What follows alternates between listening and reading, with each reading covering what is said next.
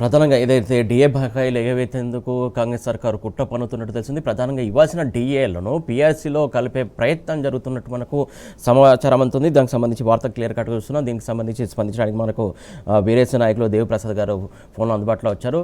దేవిప్రసాద్ గారు నమస్తే అండి. నమస్తే. ప్రధానంగా ఇవ్వాల్సినటువంటి డిఏలను ఎగవేసేందుకు ప్రయత్నం జరుగుతున్నట్టు సమాచారం ఉంది. ప్రధానంగా దాంతోపాటుగా ఆ డిఏ కాస్త ఏదైతే పీఆర్సీలో విలీనం చేసే కుట్రకు కూడా తెరలేపుతున్నట్టు తెలుస్తుంది. ఇది వాస్తవమా? దీనికి సంబంధించి మీరేమంటారు అసలు? నమస్తే.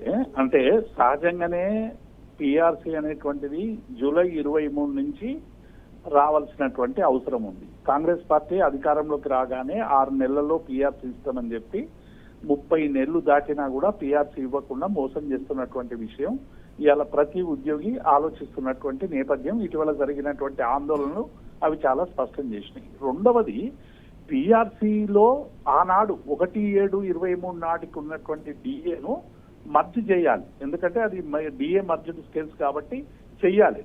ఇవాళ 5 డిఏలు ఇక్కడ పెండింగ్ పెట్టడం వల్ల ఏమైతుందంటే ప్రతి ఉద్యోగి 15 నుంచి 16% తనకు నెలకు రావాల్సినటువంటి వేతనాన్ని కోల్పోతా ఉన్నాడు.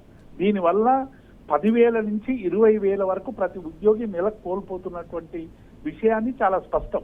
ఈ ప్రభుత్వం ఏం చేస్తా ఉందంటే కుట్రపూరితంగా ఈ డిఏలు విడుదల చేయాలనేటువంటి ఉద్యోగుల డిమాండ్ను డైవర్ట్ చేయడానికి, పక్కకు పెట్టడానికి, ఎగ్గొట్టడానికి ఒక కుట్రపూరితంగా మేము పిఆర్సీతో డిఏ మర్జ్ చేస్తామనేటువంటి వాదనకు ఇలా దిగుతా ఉన్నది.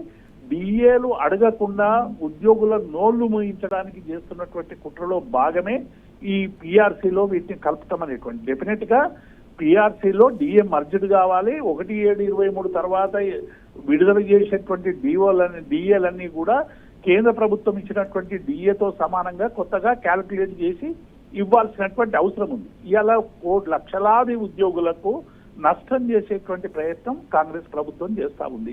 ఎందుకంటే మొన్న జరిగినటువంటి మధ్యాహ్నం ఏదైతే ధర్నాలు జరిగినాయో ఉద్యోగ సంఘాలకు ఎక్స్పెక్టేషన్స్ కంటే మిన్నగా ఉద్యోగులందరూ కూడా స్వచ్ఛందంగా ఈ ప్రభుత్వం చేస్తున్నటువంటి దుర్మార్గం మీద పెద్ద ఎత్తున నిరసనలు వెల్లిబుచ్చినటువంటి నేపథ్యాన్ని చూశాం.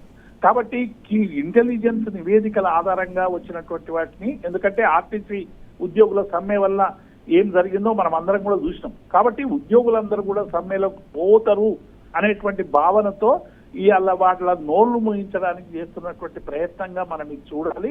ఈ డిఏ బకాయిలు ఎగివేత అనేటువంటి ఒక కుట్రపూరితమైనటువంటి దాన్ని ఇవాళ ప్రతి ఉద్యోగి కూడా ఖండించాల్సినటువంటి అవసరం ఉంది. మొదలు ఈ రాష్ట్ర ప్రభుత్వం 28 రాష్ట్రాల్లో 2 రాష్ట్రాల్లో మాత్రమే, హిమాచల్ ప్రదేశ్, తెలంగాణలో మాత్రమే 5 డిఏలు పెండింగ్ ఉన్నాయి.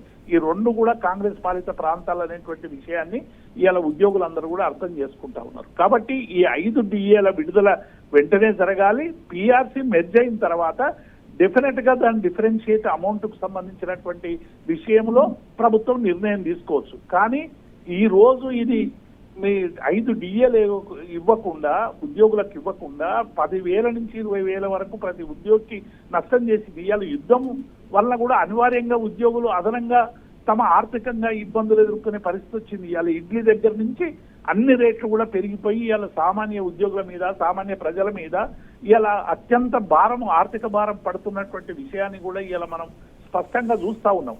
అంటే అదనంగా ఇవాళ యుద్ధం వల్ల వచ్చినటువంటి ఆర్థిక పరమైనటువంటి ఇబ్బందులు కూడా ఎదుర్కొంటున్నటువంటి ఉద్యోగుల పట్ల కనీసం 6 నెలలకు ఒకసారి రిలీజ్ చేయాల్సినటువంటి డిఏను కూడా ఇవాళ 2.5 సంవత్సరాలుగా ఫ్రీజ్ చేసి ఇవాళ ఉద్యోగుల పుట్టగొడుతున్నటువంటి ప్రభుత్వం మీద డెఫినెట్ గా ఉద్యోగులందరూ కూడా చాలా తీవ్రమైనటువంటి ఆవేదనతో ఉన్నారు.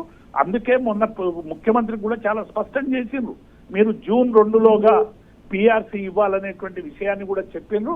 అంత లోపల ఈ డిఏ ఏదైతే డిమాండ్ ఉందో ఈ డిఏను పక్కకు జరపడానికి, డిఏను ఎగ్గొట్టడానికి చేస్తున్నటువంటి ప్రయత్నాల్ని అందరం కూడా తీవ్రంగా ఖండించాల్సినటువంటి అవసరం ఉంది.